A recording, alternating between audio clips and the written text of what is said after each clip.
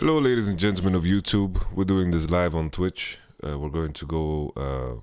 I've always wanted to create some kind of catalog for legendary players of League of Legends. I love the game. I love the history of the game, and in a similar fashion, I'm inspired by Agadmato to do the saga of legendary players. And in my mind, the best place to start is, of course, the Faker Saga. The Faker Saga isn't even finished yet, but he has been such a massive force in shaping what League of Legends is and will be for many years to come. Faker is the inspiration for most, if not all, mid laners that are worth, what's the saying? Worth salt something. Worth in any shape or form. Faker, even when I was playing and back in the old days when Faker was coming up, it was just so fascinating to watch. And it's so rare when you are active in the scene where you begin to become a fan of someone. It's so rare that someone operates on that level, and it feels as if it is impossible to not be a fan of Faker. Faker, he really, really blessed the League of Legends scene with something amazing, because we are so fortunate that the face of esports even is so humble and comes across as so kind and doesn't have any, issues stemming from him. He's just the face of esports, and we are so blessed, all of us, that this is the case. But I know that a lot of fans out there didn't really, watch League of Legends for as long as I did. Maybe you don't know the story of Faker, and there's some pieces of information that maybe I don't remember, but I'm going to try to share with you guys as much as I know. Like, for example, the story of Faker and how he came to be. He didn't really have the intention to become a pro player before it actually happened. Well, to be fair, season 2, those were very different days when it was all about just solo queue and you're standing on the solo queue ladder. So this was, season 2, Faker started playing League of Legends, and he just rapidly, went to rank 1. He just went to rank 1 on the Korean server. And this was, during a time where Type A Assassins have won Worlds. And Season 1 was won by Fnatic. And, Korea was beginning to, move slowly into the game. And the Korean machinery was getting kicked into gear. And the game at the time was, pretty much mid lane was the most broken role and the most impactful role, because the way jungle camps functioned were they were spawning very often, you could just kill them, and most of the time when you were playing, mid laners were just by far the most powerful entity in the game. And in my mind, as we continue through this Faker Saga, you guys are going to notice how everything, is being played around mid, and it almost pushed Riot in the direction of nerfing some elements around mid lane, because it was just too, it just decided the game way too much. I remember back when I was playing back in Season 2, you were playing, like I was playing with the mid laner Tabs, and we were playing against Froggen, and Froggen was just 3 levels ahead of everybody because he was just taking Raptors on cooldown, and you had these crazy CS numbers, 300, 400 CS, Doinby CS hack, and all those numbers were crazy back then because mid lane was just so powerful. Blue buff was insanely broken. There were runes that extended, blue buff duration. Not runes, I don't even know what they're called runes. They were not runes, they were actually called masteries or like talent trees. You had masteries and you had separate runes. All in all, we can go about the history of the game back in Season 1 and 2 forever. Let's just look at this game. So Faker was recruited. He was rank 1 on the ladder. I don't even believe his name was Faker back then. I don't know if anyone in the chat knows. Maybe we can Google it. I remember he had like a very different name on the ladder, and people were speculating that he just was a pro player, of like a smurf of some pro player, maybe European came over, because Europeans, they were hyped back then, you know. It's like maybe there's some player here that is going to, you know, that is just playing on the Korean ladder and just smurfing on all of us. But it was Faker all along. And SKT formed two teams, and this roster is just, there's so much history on this roster, you know. This is the Faker Saga, but of course there's also very important characters that even to this day, all of them are very, you know, active in what the League of Legends scene is. I believe Bengi is still in T1. He's coaching over there. Piglet is going to be a positional bot lane coach. Pumandu, I believe he's working with Damwon. I believe he was together with Koma. Impact, I believe, is in EG. So everyone is very, very active. Go Jumpa, maybe that's the case. Apparently his name was Boxer, and he was called Fake Boxer, so he changed the fake as a combination of both names. Not sure how real it is, though. Yeah, that's interesting. Well, Boxer is an absolute legend, so like that's interesting. You know, if you guys have any tidbits or any information about, you know, Faker or anything, just comment below. Write to me. I want us to go on this journey together, because, you know, the information I can contain in my mind, maybe as we go, I'm going to figure stuff out. You know, even on the other side, you know, I'm talking about SKT's players, CJ Blaze, you know, they have some legends of their own. You know, Flame Horizon came from this guy, you know, Flame Horizon being 100 CS ahead, which was, you know, just incredible. You know, Flame is definitely one of those players that, you know, is on the Mount Rushmore of top lane. Helios, he went over to, you know, eventually I believe he went over to EG in North America, and he like signed his brother or something to be like a player on that team, something crazy. I believe Helios is the only one that isn't active anymore. Ambition is streaming. He won, of course, the World Championship. Ambition is also a very good candidate for, you know, having like a saga of some sort. And Captain Jack, I believe, you know, he's a legend as well. You know, Captain Jack cleanse came from him, you know, the Pixel Perfect cleanse. And Captain Jack was an absolute insane player. And you know, I believe he casted the LCK for some time. Last Boy eventually became, I don't know if he's still with 100 Thieves, but Last Boy, I know he's been busy. You know, he went over to TSM, played support over there, was a part of the support staff, and I believe he's in 100 Thieves, but maybe I'm wrong. So I believe Helios is the only one that is chilling. I believe Helios also was casting for a little bit in the LCK. All in all, this is the first game for SKT. CG Blaze was a very, very strong team at the time. So this was, you know, a very, very big test for SKT right off the bat. You know, this is just a roster that they put together. And I don't know the origin story of the other players, but I remember at the time it wasn't just, they just put some players together, you know. Because after all, this is SKT T1 2. You know, this is, you know, they had two teams in the league, and you know, this was common at the time where teams had sister teams. There was CJ and Blaze, and there was also I'm blanking on the name of the Frost, Azubu Frost. Was it Frost?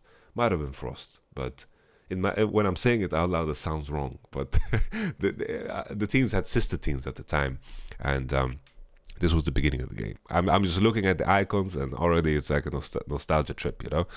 It's just, you know, Faker always bans Garen because he's the first, like he used to ban Garen a lot in solo queue because he's the first champion that shows up on the list in the Korean client. I don't know if that's the case anymore, but I remember it was the case in the past. Just looking at these icons, look at Sion. Look at Poppy. You know, all of these champions have been reworked and changed. It's crazy how much of the game has changed. You know, Volibear is completely new. You can just go down the list. Like Galio, back then, he had the ult that taunted people, you know. He just sucked people in. I believe this GP was the jungle GP that stacked the poison. And this was after the rework, because in the past he could shoot minions and deny them. Graves, I believe this is the cool Graves that everybody loved. I think Nami is a champ that just hasn't changed at all. No change at all. And Nasus got a mini rework with the ultimate, how it works. Nocturne is the same. Nunu, of course, is completely different. Like back then, this Nunu, had a spell called Blood Boil, where you just press W on your AD carry, and that was just the point of the champ. And then his snowball reduced attack speed, so it was insanely annoying to play against lane Nunus at the time. There was also, like, I remember playing against Soaz, he was playing Nunu top, even this, during this time, because, for your information, like, I was playing in the LCS during this time. So I remember playing against Soaz Nunu. He was just buying 6 potions and throwing snowballs at me. It was insanely annoying. Diana was a champ that I played. Nidalee, we'll talk about Nidalee a little bit more later. Ryze, I don't know what alteration of Ryze we had back then. No clue at all. Maybe we'll see it in the game. Renekton, Leona, Rengar. Rengar icon looks sick. I love these icons. It's just so... I love these icons, but it's easy for me to say because obviously I played back then, Maokai. I believe this was the Maokai with the ultimate. He had this ultimate that just reduced the damage around him in a circle. And the more damage he absorbed, the more he could, like, you poofed with, And the Mordekaiser. This was the Mordekaiser with just... I believe you could just you bought like Hextech Revolver. I don't even know if Hextech Revolver was still in the game. We will figure out a lot of things together. But enough about looking at the icons. Let's just jump in to the game. So I'm gonna... You just let me know if having sound on... Just let me know if having sound on is bad or good. Because, for those who don't know, Doa and Monty goated duo of casting. They just hit the vibe right. They could joke with each other. It was obvious to everyone that they were good friends and that they were close to one another, which it's just enjoyable to watch. Look how they say in unison, Rumble gets through.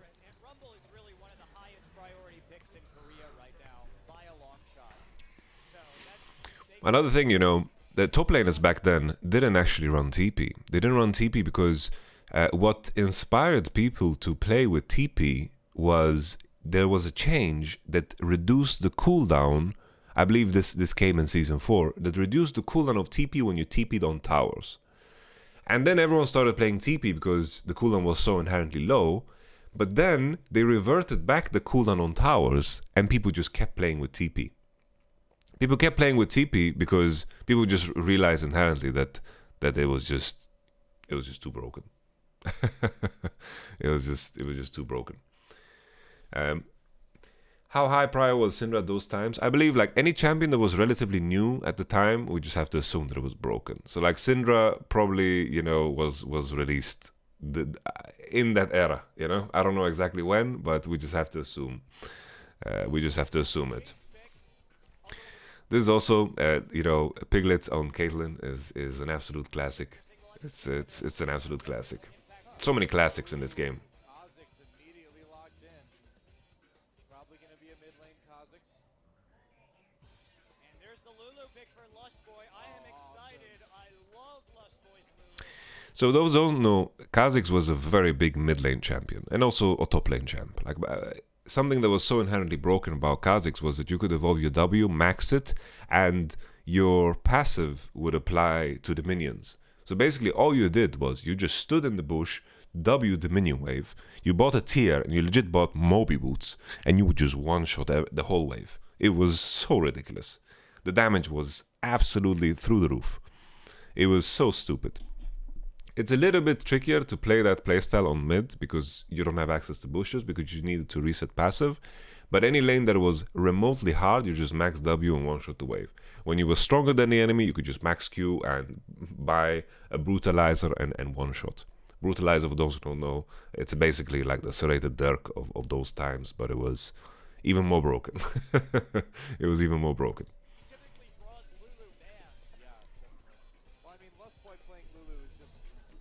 Favorite things in all of League of Legends, so I'm already happy. I hope it's actually a fiddlestick. No way, man. Yes, Crowstorm Cataclysm. Oh, no, it's the Bengi Jarvan, it's also a classic. Oh god, no. So the difference, this Fiddlesticks had, the E bounce between people, and Like if you fought level 1 and you bounce with the E, you would absolutely like one-shot people. You could do up to like 150 to 200 damage. It was quite crazy. Apparently it's a real cop now.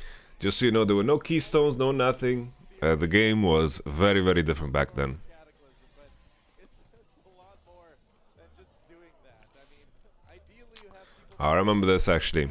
So the Nasus jungle was something that showed up eventually because they buffed the amount of stacks that you would get when you lasted the minions in the jungle, the big monsters. So this was something that started to show up. I love how they're advertising all the skins. Like look at the thing, the backdrop, and like Ideally you have people from the other team. showing off the skins. Yeah, Bandito. And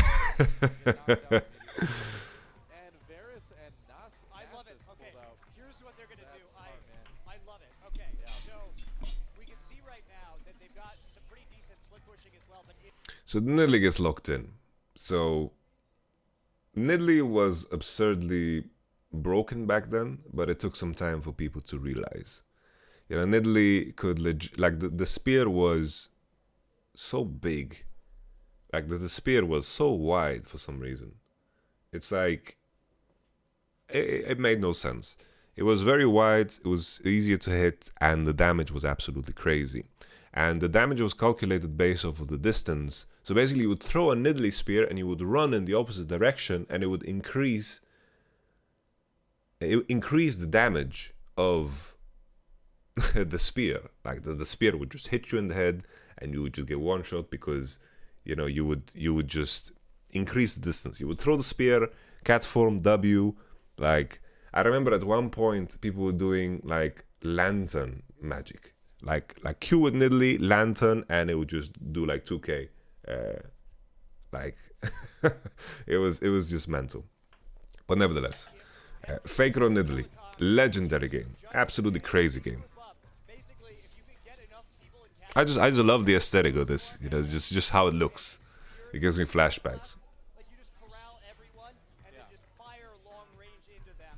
Oh, What's the reason Kha'Zix was playable mid? Well, as I mentioned, you know, just any hard matchup you could max W, evolve W, and one-shot the wave. So you could just clear the wave and you could farm, no problem at all. And also, back then, if I remember correctly, you could buy an infinite amount of potions. So you could buy mana potions, you could buy 11 potions, you could buy Elixir of Fortitude. You could spend your whole bank on potions. elements from Curse. The last time we saw was Jungle Fiddlesticks, I believe. Yeah, if I good remember right. play. Before we go on, I just want to show you guys this picture. So this was the picture of SKTT2. Look how young everyone looks. So you have Piglet over there, Bengi, Impact, and of course Faker in the middle, and then it's Pumandu, I believe. Now I tried to look up more pictures in preparation for this, but yeah, the first pictures that I found was the World Championship Season 3, so it will take some time before we get there, you know? But it's, look how young they are. Like Faker is adorable. Look at him. I love it. Okay, let's just jump into the game. Jungle Fiddlesticks. Yeah, that was a mid-drive. This is Jarvan in the jungle this time around. Down in mid lane, this is going to be the one to watch. Ambition versus Faker. Kha'Zix versus Nidalee.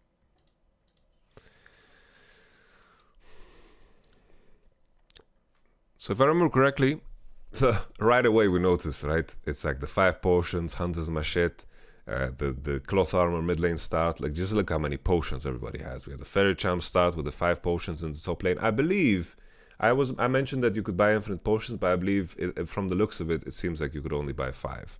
That was like the maximum. You can see the Fiddlesticks runes. He has like the shitty wards that you get from runes and the biscuit, and like at this point there was no limit as to how many like wards you could place or how many wards you could buy. Super just straight up just bought a full inventory of wards and just place them down. So yeah, they warded fully topside. Like some things haven't changed, right? Like looking for that information of 1, you know, Jarvan can level 2 gank, making sure you're safe. You know, it's definitely, you know, things that still remain. You can see Doran's Blade with no potion. Like Doran's Blade was much stronger back then.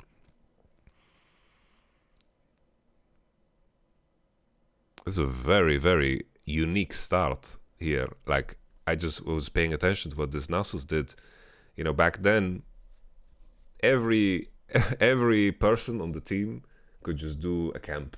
You know, you just do a camp for XP. So it's like you see Jace is doing a camp, Kha'Zix and Rumble are doing wolves. Everyone's doing a camp. Everyone's sharing the wealth. You know, everyone just wanted some resemblance of experience. Here, XP wasn't shared. I believe XP wasn't shared. Like XP was shared if you were in range, so you could screw with your jungler very easily. Like you could just go in range and take take XP. You can see this crazy stat. Also, there was no Gromp. Gromp just didn't exist. There was just an empty space here. Very strange looking at it, you know. Like here they one-shot the golems into red. And I believe it looks like, you know, I believe there was like some strategies where you like took one little golem, like one little lizard on a buff, and you would be, you know, ahead. Keep in mind as well, like the camps didn't count for 4, you know, they didn't count for 4. So if you took the blue buff, you got 1 CS, and if you took the little lizards, you got 3 CS. So the CS numbers are definitely like a little bit out of whack. So this is kind of strange, you know. It's like this is when you see like some. It's like you look at it and it's like, why are they trolling? It's like they put down the both wards, the green wards, so you know that Rumble is safe from the Jarvan. So Nasus hovering behind here is not good because, you know, he's just wasting his time and there's no dive on top, right? There's no dive at all. I guess they're just hitting the turret. That's their intention. They're just hitting the tower instead of clearing the camp respawns. It's very dank indeed.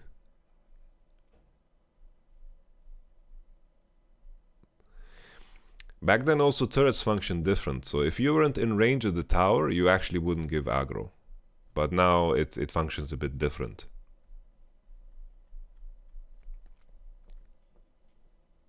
Look at the recoil animation. Looks like they like a car battery or some shit.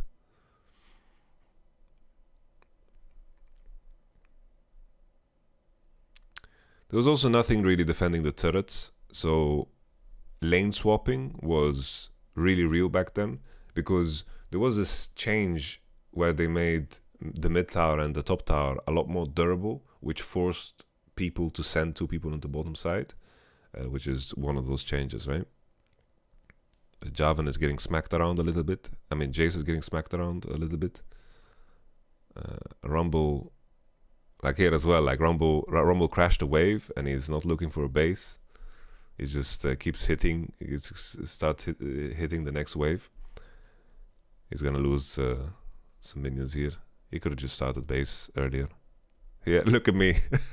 7 years later, after the game is played, I'm here sitting and critiquing what people are doing. It doesn't really make a lot of sense because, you know, naturally the overall level of gameplay has increased, but you will notice that some ideas remain the same.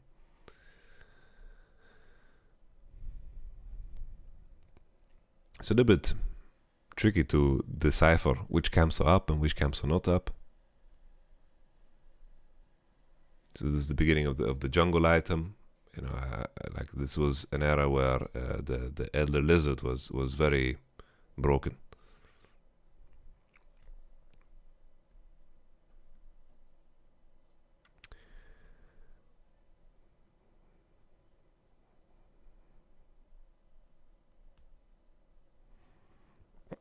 So basically the whole idea of support in jungle was finish one item and just put wards and let your solo laners and your AD take all the jungle camps. So people were just playing low economy junglers. And Nasus was pretty much just a bot. So this is a legendary moment. I'm not going to spoil it for you if you don't know.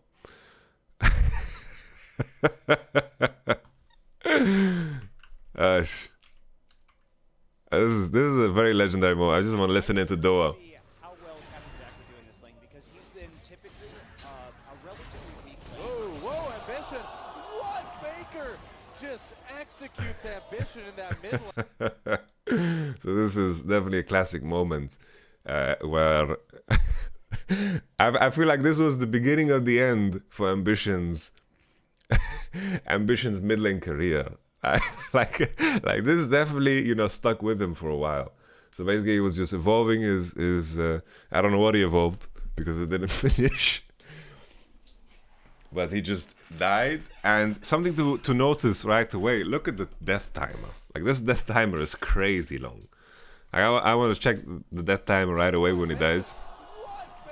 Look at this death timer. He's 25 seconds dead, and he doesn't get any home guard.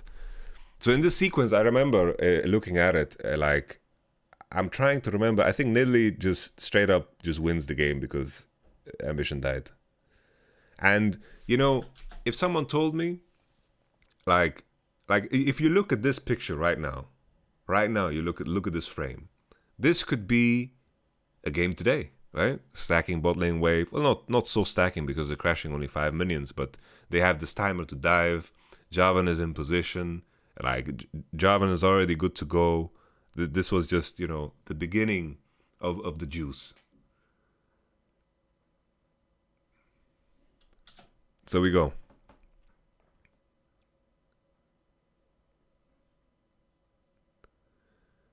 And then the dive comes.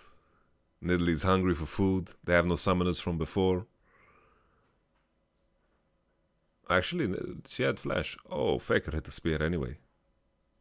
Look at the size of that spear though. Look at this spear is humongous. Look at this is such a big spear.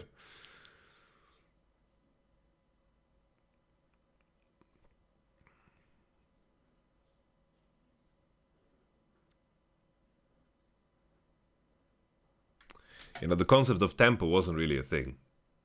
You know? It's like standing there and bonking your tower. Like, usually, like, if this was today, people would be like, yo, we're recalling right now. We're going to keep up the tempo with the people that are spawning. Because in theory, right, when you press recall, it's as if you're dead for 8 seconds, right? Sometimes even more because you need to regen and spawn. And you go back home, regen and spawn, and you come back and you're going to maintain the same tempo. But here they're just hitting the tower. Like, this would be considered like a mistake. Obviously, if you can dive the Nasus or enemy jungle, then you're going to stay and do it. But here, like, they're going to recall, and Varus is going to be able to start pushing and crashing the wave before they are back in time.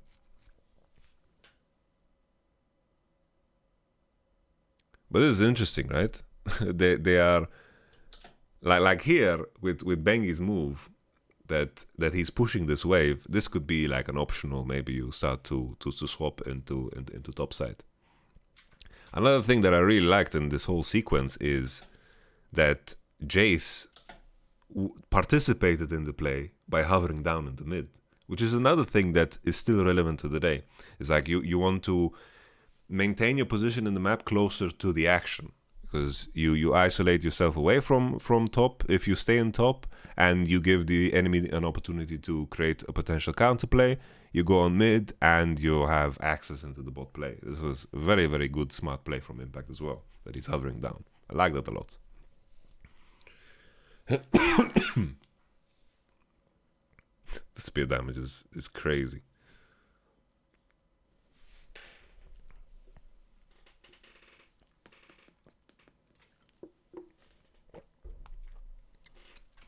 Okay, fast forward a little bit. So an issue with the gameplay back then was that it was the access to wards created safety, and it was sometimes a little bit difficult to accelerate the game, because keep in mind there was no Rift Herald, there was no dragon stacking. It just gave you gold as far as I remember, unless it was the era where you could like stack to 5 drakes through the buffs. I believe it wasn't the case. I think you still just got gold. Look at how the bushes and everything is just, everything looks hilarious. Honestly, I like the look though. It looks hilarious, but I like the look. There was no comeback mechanics. There was no shutdown. Usually, you know, a lot of games were slow and painful deaths.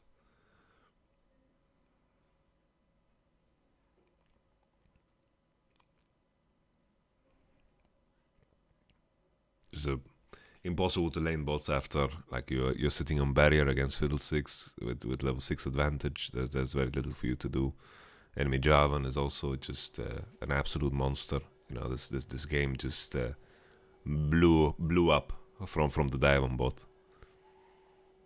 Look at that Drake. That Drake looks so silly.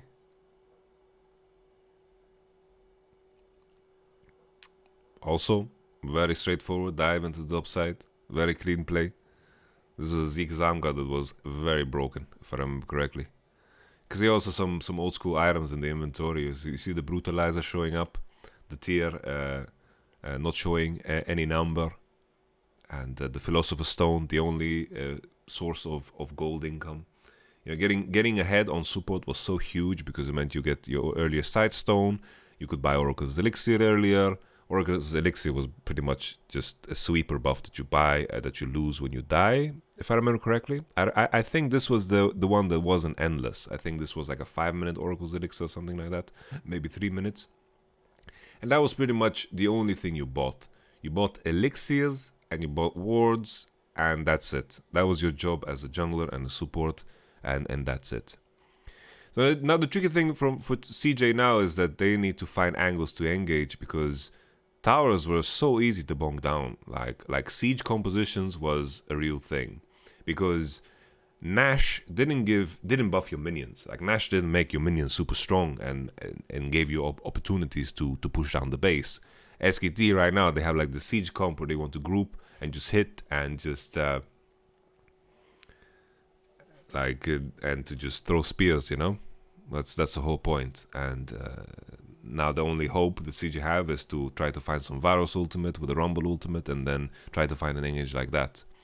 But something that you notice is, you know, nowadays people don't have that instinct to sit on the mid wave. You know, it's in a lot of cases it's quite bad to just sit on the mid wave and just hit it. Let's see if Piglet freezes this. He does not. He just starts push.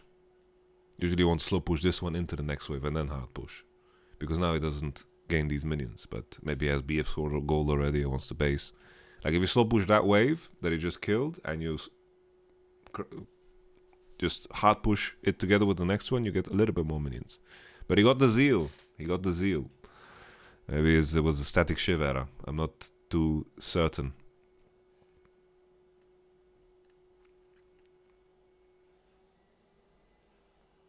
So Kha'Zix and Jace, Tier and Brutalizer is pretty much their full build. No meme. Okay. There's also like, here you would say this is a mistake, right? Because Nidalee is on like Kate is doing Raptors, and the SKT, they were like a solo queue team put together, right? So here you see like some of the bad habits, like Pumandu is just walking up on the mid, like on the top way, like what on earth is he doing? And Kate was doing the Raptors, and Faker is doing his blue buff. Like this is, you know, these are mistakes we see today as well. We see these mistakes very often.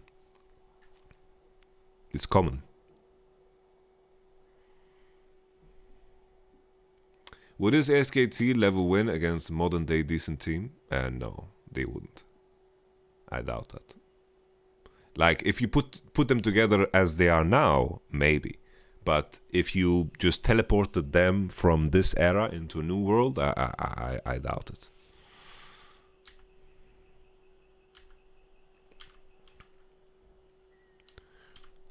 So it wasn't really a question of efficiency back then, you know, like SKT, they are just ahead, they're looking to group. You know, Caitlyn is walking into the bot wave over and over again, but she is too scared to push. Even though maybe she had enough information to push, because she spotted Nasus, but they just don't want to, you know, die. Like the CS numbers are quite silly. SKT are just legit grouping as 5. We're gonna group 5 and we're just gonna throw spears. which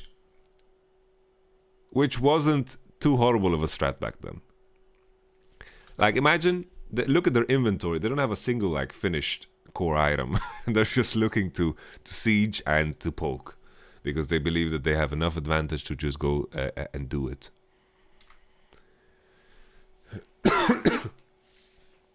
Last boy just gets annihilated by JCQ and a Nidalee spear. Look at how the Nidalee traps look like. They look so goddamn silly. Caitlyn range also looks ridiculous. Like, look how far away she autos. Like, the distance, this distance looks crazy in my eyes. This looks like Caitlyn has more range than she's supposed to.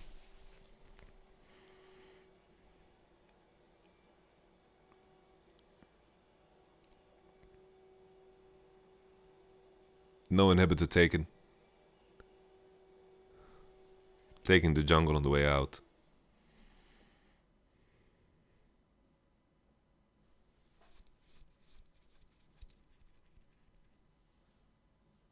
Oh, they could have just one-shot the Kha'Zix. I guess that works too. Faker's just too good. Faker's just too good.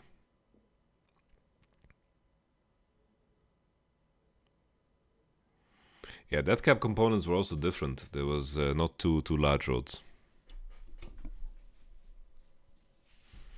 So Faker just straight up bought a death cap.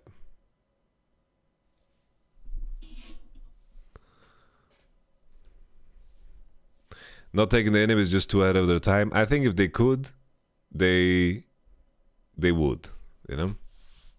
I think if they could in that position, they would.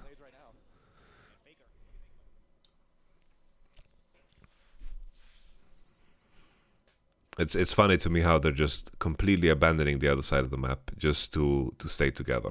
Which, you know, is a principle that still applies to today's League of Legends, right? Like I mentioned this the other day when I was doing the voice of Yamato. The League of Legends is a game where you want to try to group as much as possible with losing as little as possible.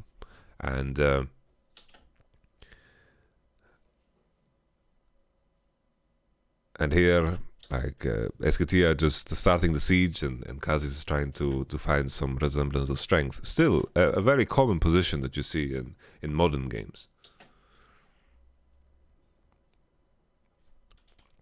SKT, no, they don't need to take any risk. They just look to siege and prepare for the counter engage.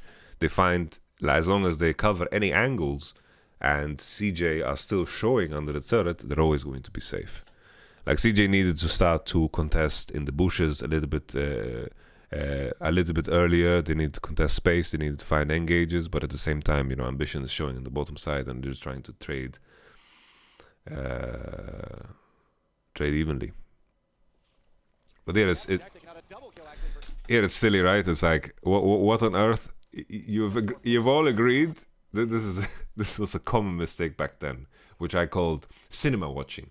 You've agreed you're gonna give up this turret for Kha'Zix pushing, so there's no reason for you to oink here. Like, why are you oinking here? This is just straight up oink.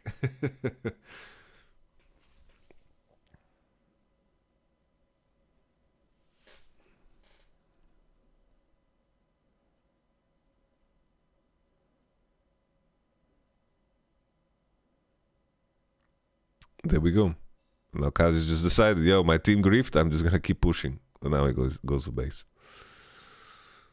It's gonna fast forward a little bit more. I think all the excitement of this game is gone now for us.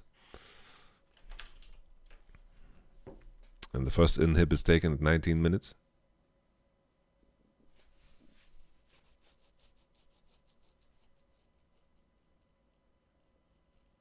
Couldn't Kha'Zix freeze? Why would he freeze? Like, him pushing made SKT also lose minions, right? It's like you can make people lose minions by pushing. It's like you push in the wave into the tower kills the minions and it bounces, you know, that's a way. Freezing wouldn't make them gain or lose more minions there. It just wouldn't give him the option of pushing the next wave so much deeper, and at the same time it wouldn't allow him to hit towers, right? Shirelia purchase on Jarvan. Look how Shirelia looks like. It looks insane. Rabadon first item. I think Rabadon was a little bit broken back then, but I don't know if it was good as a first item. Probably not. I don't know, like the number of like the AP that you got from this item was ridiculous.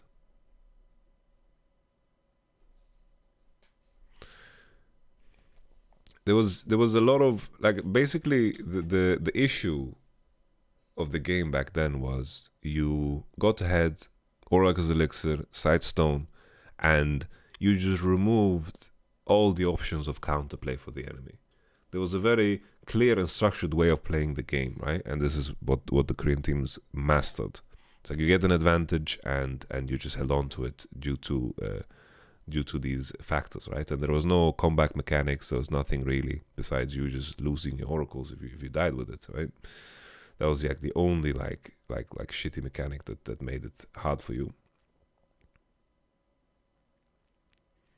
But this is the perfect game to start the Faker Saga because it also shows, you know, how important Bengi is. Because Bengi, you know, Bengi smurfed this game.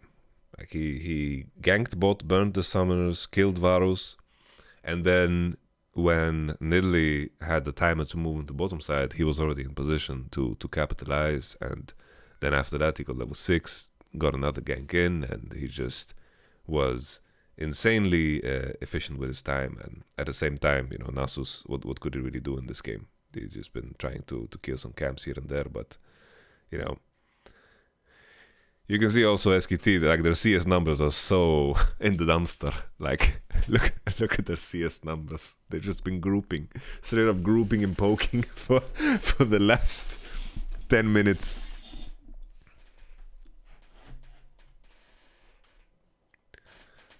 They've just been grouping and poking.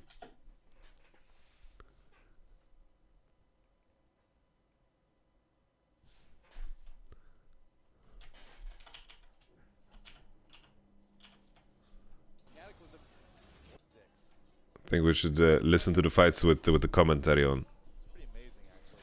I mean, everyone says, oh yeah, they're going to be a big threat and all that, but I didn't really believe it per se. I'm like, well, it might be close, but I think Blaze is going to take this. But after this game, who knows, man? I mean, that's the thing. Fiddlesticks removed MR from people back then. I mean, that's the thing about champions is there's always surprises. There were so many surprises in winter.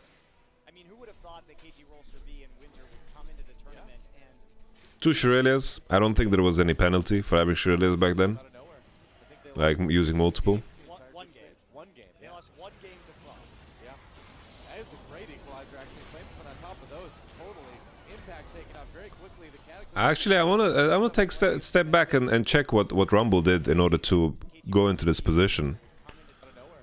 Look at Rumble. Like Rumble it just crawled into that position because there's no base gate. So he just walked into this position, found a flank.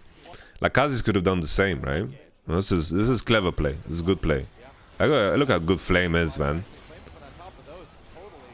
Impact taken out very quickly. The Cataclysm. Like some things age so well, and the like Flame and his Rumble ults have been absolutely massive this game. Holds up Flame. Can they make something out of it, though? Bengi getting caught here, too. And are these the mistakes that we were wondering about? Because Captain Jack just picking up that double kill. I mean, over and over now, Flame has been able to get SKT in a position to get these great equalizers. And it's been setting up a decent amount of picks. Yeah, and you have to give Blaze some props because Ambition's actually been doing it. And of course, EG. I mean, after how things that are now. Here's for and actually the Merc treads are great not only for the MR but Damn, look how fine with the Nash looks like. You need to defend a siege. You really need that extra magic resist, and they've been getting. The Nash looks insane.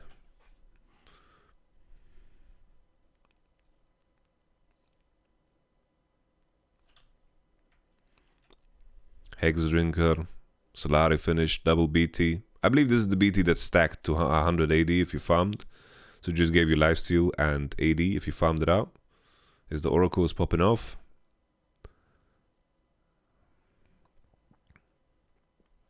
Look at that. Good macro here from SKT. They realize that the enemy is camping in their own jungle, so they just shove down mid wave all the way, make people show. Ambition tries to find the flank. He doesn't have the W upgrade here, so it's not as powerful. You can see he's upgraded the wings and Q. Chicken wings. But with mini wave is stacking. Oh, here they are playing a dangerous game. Because Caitlyn didn't show yet, though. So they're taking the mid wave, and Caitlyn didn't show just yet. So he just decided not to. He's like, fuck it. I'm not going bot. He walked into bot, and then there was a fourth in the voice comms. They were like, yo, stop hinting.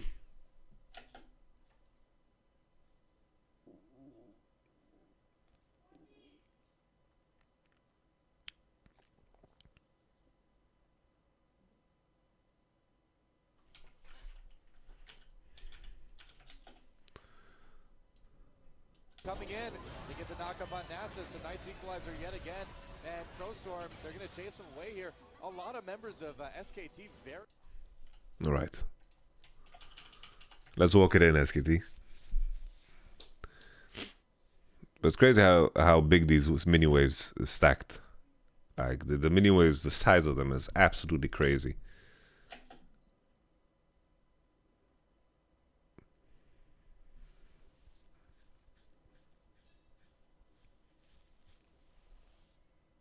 Honestly, good Nash call. I liked this Nash call. Like they had so big stacking waves on both sides. I think it was like the best play that you could have done.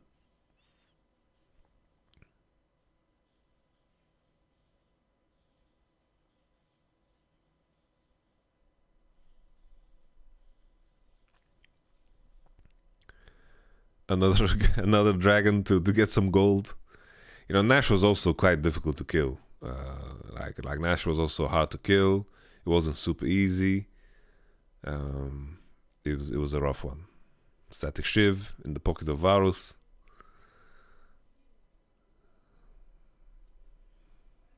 Definitely the good old days.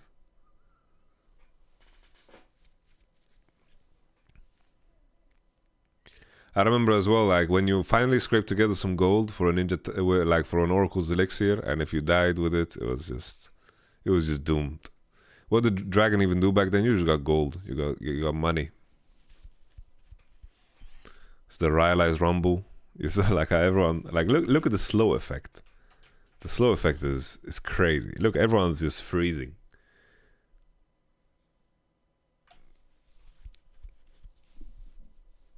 Nash was easier? Was it easier? I don't think it was. I don't think it was easier back then.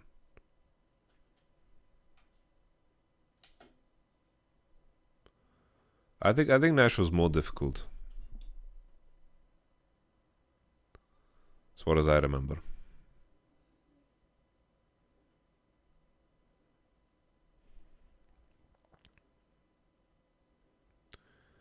The cleanse, little flash. SKT game strategies. The group is 5 and ignore the side lane minions, and we will win eventually.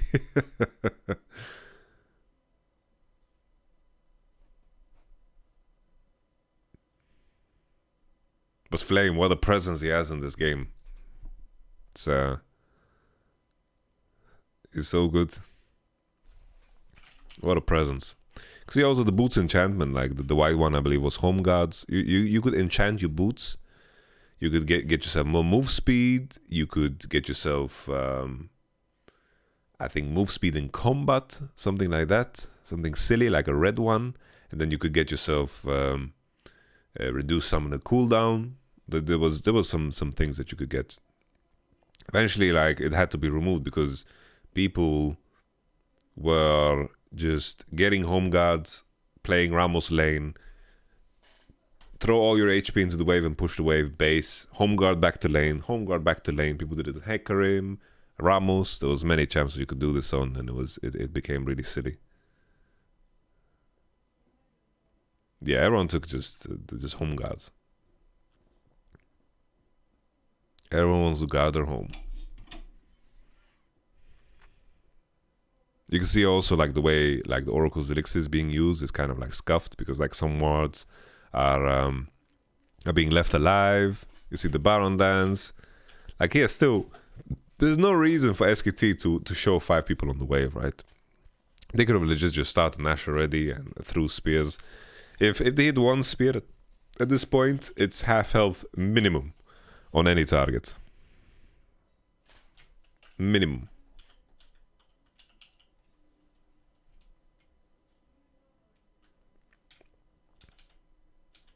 Let's slow down the sequence.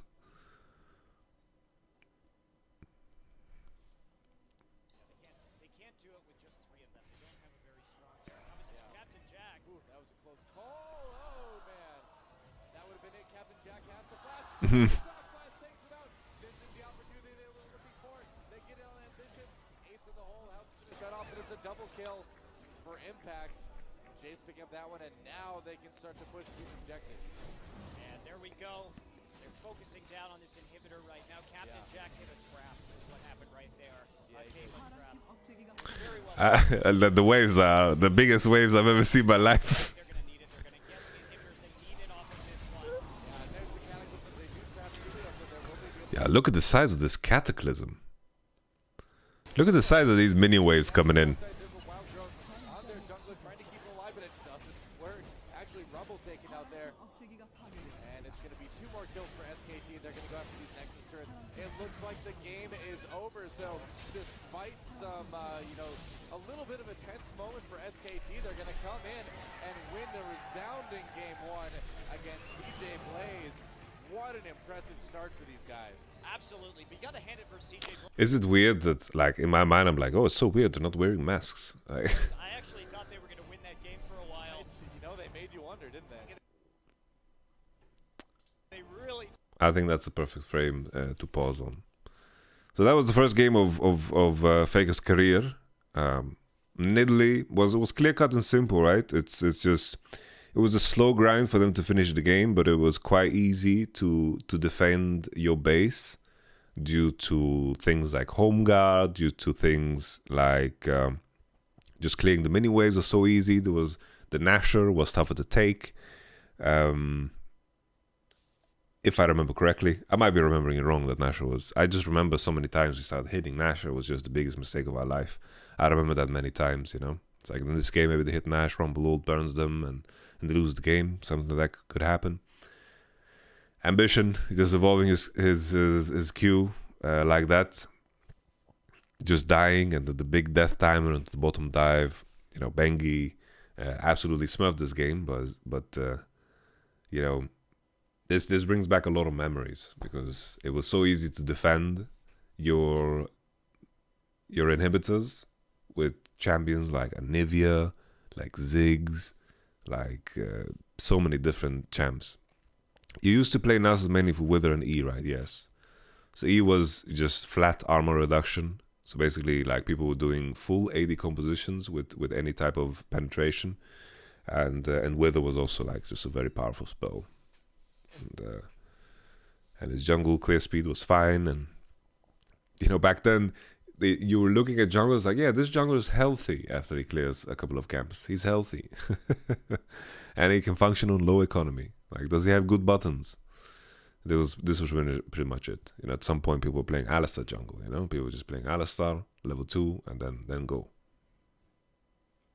And as you can see, level 1, everyone was taking a jungle camp because there's no restrictions, not much XP you got. XP wasn't like increased or anything by the items you had.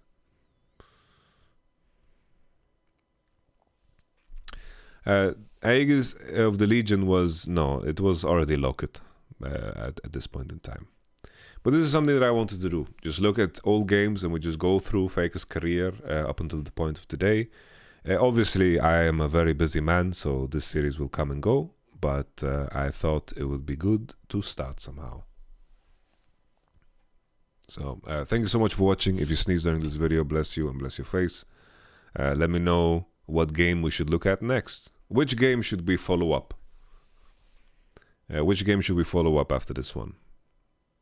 Do you guys have anything specific in mind? Or should I just find it? If you have any ideas, obviously more and more, like it should be a chronological order, you know? So I don't want us to start in season 3 and then jump over to season 7 and then season 6. We are looking at Faker games only. I think I will just look on my own because I feel like the chat doesn't understand what the purpose of the series is, but I hope it will be clear after some time.